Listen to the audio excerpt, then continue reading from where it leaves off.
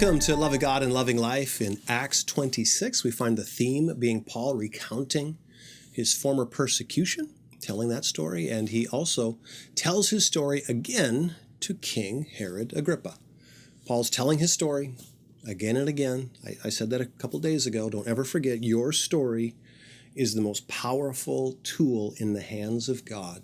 Your story of how Jesus Christ has revealed himself to you. It probably wasn't wildly dramatic.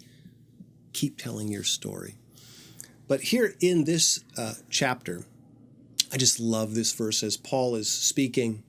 He does such a good job that Herod has to admit that, man, you're convincing. But Herod makes this comment. We presume it was, a little bit tongue-in-cheek, but Herod says to Paul, do you suppose you can convince me to become a Christian so quickly? Because Paul was being so effective. It's like, man, this is just powerful. And Paul answers him and says, whether quickly or not, he's speaking to the king. Now, I pray to God that both you and everyone here in this audience might become the same as I am, except for these chains. So Paul holds up, he's got chains because he's under arrest.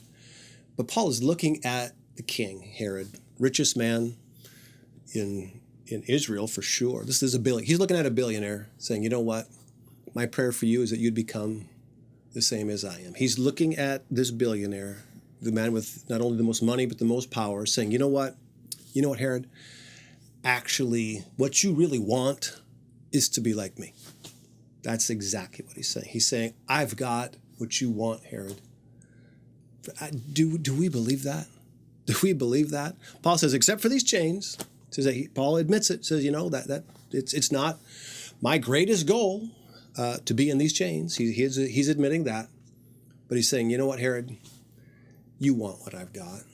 I pray that we see that. If you are on mission for Jesus Christ, if you're living your life recognizing God put you here for a purpose, and even when he puts you in difficult spots, it's to share the good news of Jesus Christ with the world. If you're living on that mission, I got to tell you, friends, I am. I'm living on that mission. Is my life perfect? Do I have some chains that I wish weren't so? Yep.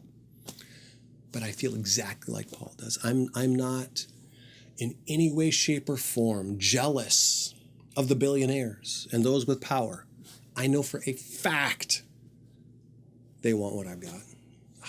That sense of purpose, that waking up knowing God is using my life. I'm here for a reason. I'm here for a purpose. Whether or not it's envied by the world is irrelevant. It gets me up in the morning. Sometimes it keeps me up late. It's energy for life. Herod, except for these chains, you want what I got. You want this. It's just a fact, friends. Let's pray that prayer. God, today, send us one person to share your love with. Let's never forget, loving God, it's the only way to end up with the life that we really love.